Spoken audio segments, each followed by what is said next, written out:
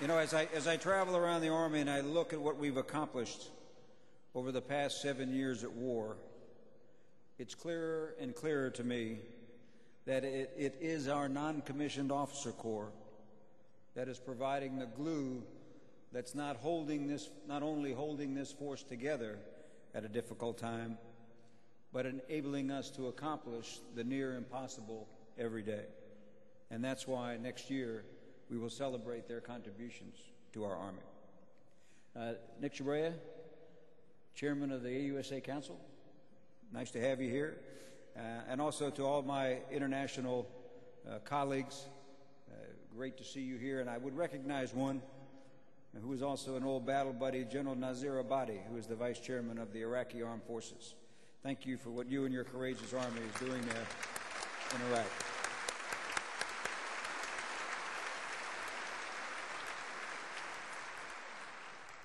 Friends of the Army and fellow soldiers, as Gordon said, the theme of this year's conference is America's Army, the strength of the nation. And at no time in our history is that strength more necessary than it is today. Today marks the 7th anniversary of Operation Enduring Freedom, when the United States and its allies responded to the horrific attacks of September 11th, and when our Army began a new chapter in its long history of defending our freedoms. We've been at it continuously for 7 years. Over 1 million men and women have deployed to combat. Over 4,700 have sacrificed their lives. Over 11,000 have been decorated for valor, including 2 Medals of Honor, 14 Distinguished Service Crosses, and over 500 Silver Stars. That our soldiers and families so willingly sacrificed to preserve our way of life and to secure a better future for others says much about the Army's strength, a strength that comes from our values, from our warrior ethos, and from our people. This strength is making a difference in the nation's fight against global terror, and it is what gives me great confidence that we will prevail in the current fight and that we will handle and deal with the challenges that we face in the future. Now, a few weeks ago, President Bush dedicated the Pentagon Memorial to those who were killed there on September 11th, 2001. And I was struck as I thought how much our lives had changed since that day, and I found it useful to remind myself what was and still is at stake. Because at stake is nothing less than the power and the values of our civilization, exemplified by the promise of America to confront and defeat the menace of global terror. At stake is whether those who treasure the rights of free individuals will stand firm against the ruthless and pitiless men who wantonly slay the defenseless. At stake is whether the future will be framed by the individual freedoms that we hold so dear, or dominated by violent extremism. And at stake is whether freedom, opportunity, and decency will come to those who thirst for them, or whether the darkness of terror or oppression and extremism will blot them out. I know that our soldiers and families recognize what's at stake because they are making a difference in this struggle every day. I sometimes pray that the other 99% of our countrymen and women believe this too. Today I'd like to focus in my remarks on 2 questions. And they're 2 questions that I get all the time as I travel around the Army. The first question is, how's the Army doing? And the second question is, where are the Army's going? And I'd like to answer both of those from my view today. Talk about how the Army's doing. A year ago, I reported to you what you already knew, that our Army, while a committed, resilient, combat-seasoned, and professional force, was out of balance. The demand for our forces exceeded the sustainable supply, and we lacked sufficient strategic flexibility to respond to other contingencies as rapidly as we would like. We were unable to provide a sustainable deployment tempo for our soldiers and families. And our support systems, designed for a pre-September 11th peacetime Army, were stretched and stressed by the demands of repeated deployments. Overall, we were consuming our readiness as fast as we were building it. We initiated a plan last year to restore balance, and this plan was founded and based on 4 imperatives.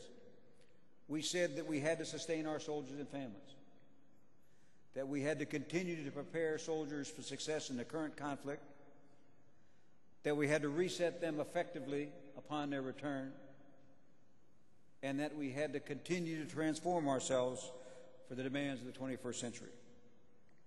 At that time, we acknowledged that these imperatives would require several years, considerable resources, and sustained national commitment. Because what we were attempting to do, and will attempt to do in the next 3 years, is to 1, complete our growth of the Army to 1.1 million people, 2, to establish an acceptable balance between deployments and time at home, 3, to substantially complete our modular reorganization and our rebalancing, 4th, to complete the base realignment and closure activities and all of our restationing actions, and then finally to fully implement the Army Force Generation model. Now that was and is a tall order, but I'm pleased to tell you that over the past year we have made very good progress to accomplishing these objectives. Now, bear with me for a minute, because I'm going to run through some accomplishments under each of the 4 imperatives. But I think it's important that we all get a sense that this Army continues to move forward in spite of how stretched and stressed that you might think it is. So let me just hit a few things under each of those. First, sustain. Now, we knew that to sustain our force, we had to recruit and retain quality people. Last year, almost 300,000 men and women enlisted or re-enlisted in the Army Guard, or the Army Reserve.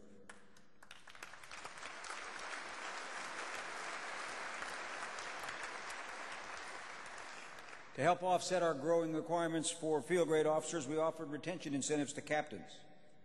We achieved a near 90% retention rate.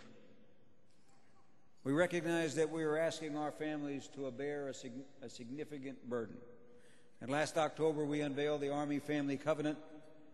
We moved Army and Soldier Family programs underneath Installation Management Command, and we doubled the amount of money that we put toward family programs. I had a session with the families yesterday, and we are definitely moving forward in this area. We also began to improve our support to the families of our fallen soldiers, helping them stay connected to the Army as long as they wanted. We established 35 warrior transition units. We set out to reduce the stigma wrongly associated with post-traumatic stress and mild traumatic brain injury. And we continue to work hard at demystifying and simplifying the physical disability processes for our wounded warriors. We're making great progress in sustaining our soldiers and families. Second is prepare. We saw that building time at home was the critical component to preparing forces for success. So we pushed hard to accelerate our plans to grow the Army to 76 brigade combat teams and almost 225 enabling brigades. We did this while simultaneously working to reduce the amount of time our soldiers spend deployed.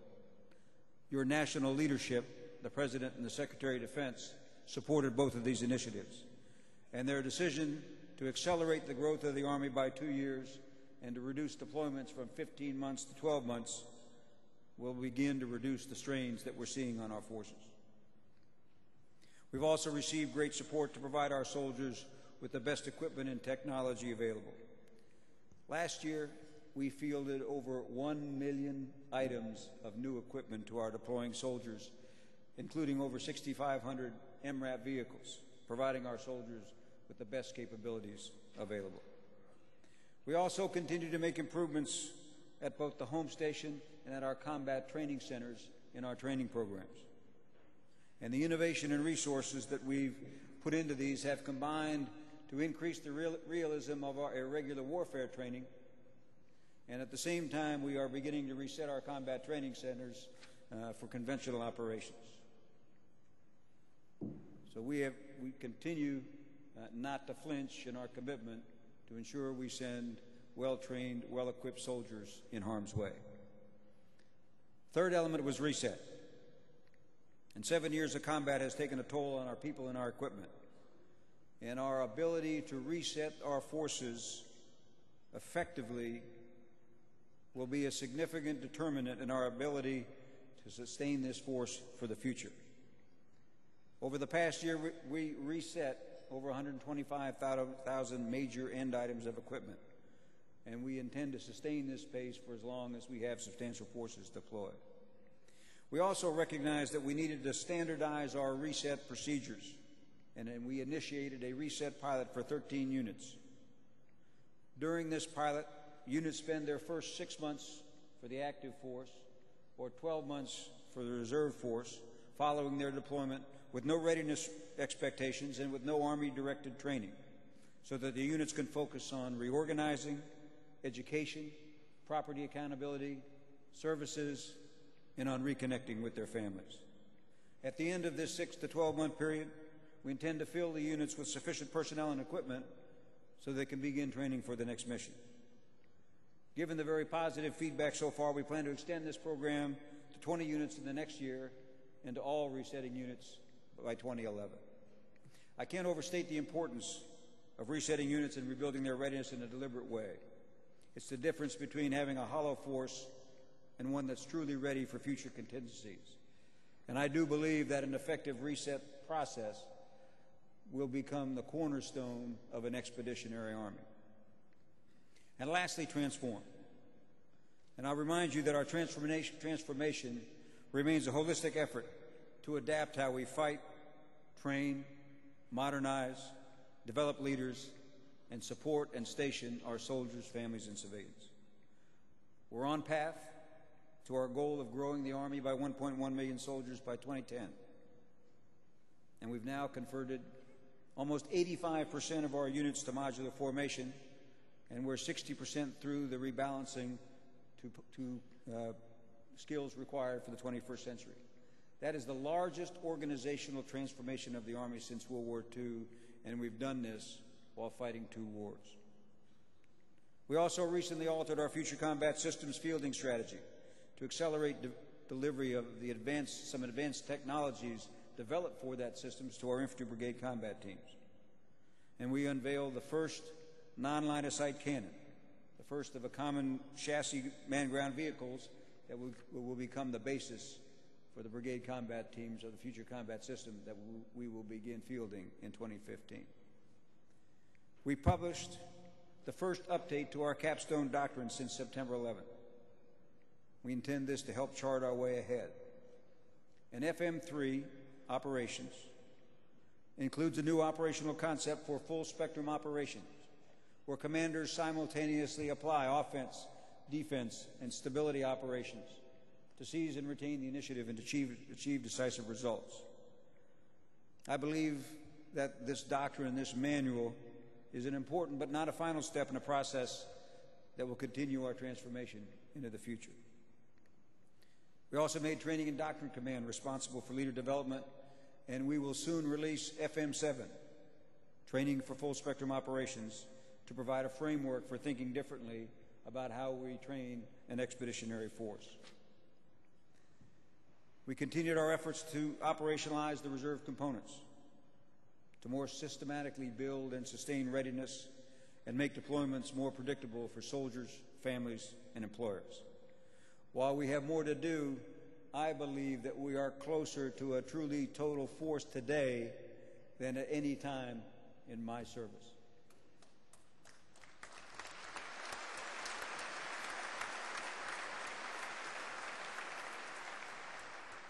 And I will tell you, nowhere was that more apparent to me than when I met the Army's Non-Commissioned Officer of the Year from the Army National Guard and the Army Soldier of the Year who was from the U.S. Army Reserve.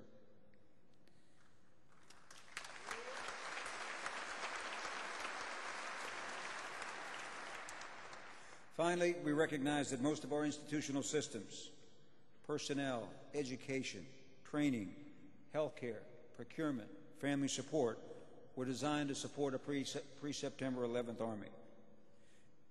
And we recognize that institutional transformation would be essential to cementing the significant changes that we're making across our Army. So we've chartered a task force to lead the effort to adapt our institutions to effectively implement the Army Force Generation process so that we can efficiently generate trained and ready forces for our Joint Force Commanders.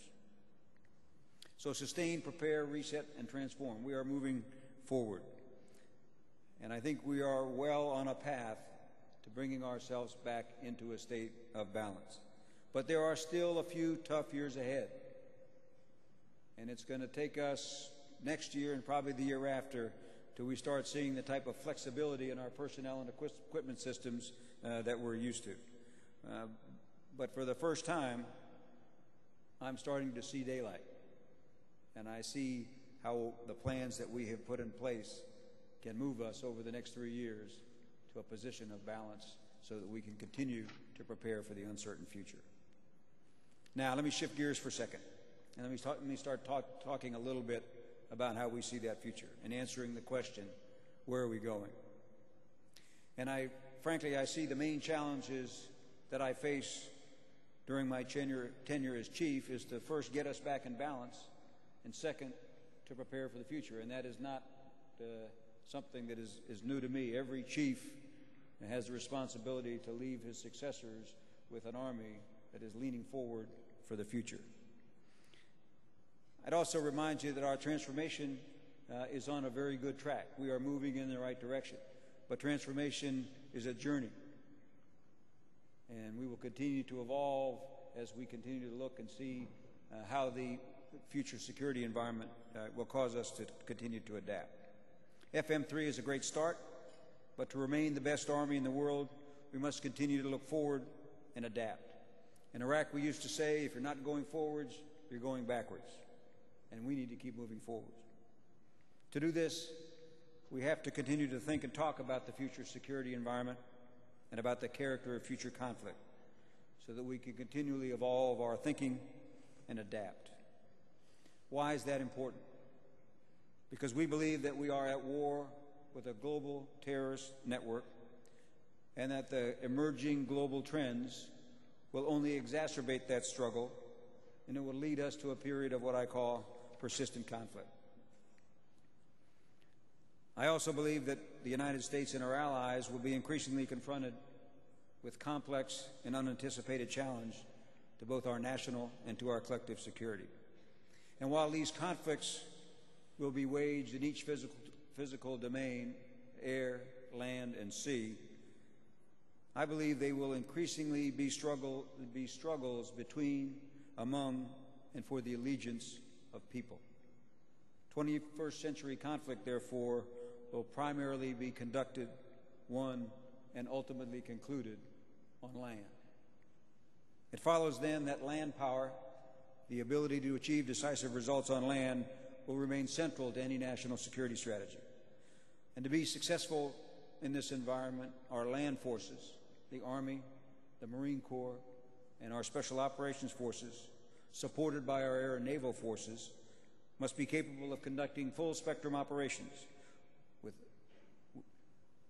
with allies, with indigenous partners, and they must do this in operations ranging from peacetime engagement to major conventional war. Now, I mentioned persistent conflict. I define persistent conflict as a period of protracted confrontation among state, non-state, and individual actors who are increasingly willing to use violence to accomplish their political and ideological objectives. And while I don't see fundamental change in the nature of war in this era of persistent conflict, it seems clear to me that the character of conflict in this area will be decidedly different than the character of conflict that predominated my career. So what should we expect? I believe we should expect to deal with a range of diverse actors, frequently non-state actors, sometimes operating covertly or as proxies for states. These folks won't be bound by internationally recognized norms of behavior, and they'll be resistant to traditional means of deterrence. and we should expect them to confront us asymmetrically to avoid our strengths.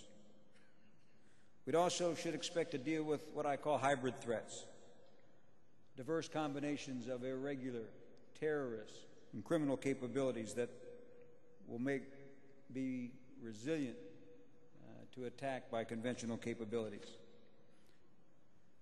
We should also expect civilian populations to permeate the operational environment. Our foes will seek to mitigate our conventional advantages by operating among the people to avoid detection and secure popular support. I believe the norm for us will be sustained operations in tough terrain and sprawling cities, challenging multicultural environments, and increased complexity for our leaders.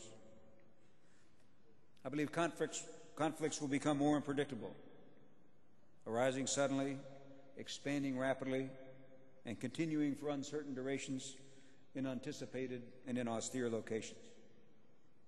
I would expect they will expand to areas historically immune to conflict, primarily space and cyberspace. And conflict resolution will require not only rapid response, but the capability to build sustained security and social, economic, and governance capabilities. It will definitely require our forces to operate with indigenous governments and indigenous forces, things we're learning today, but I believe will dominate the upcoming security environment.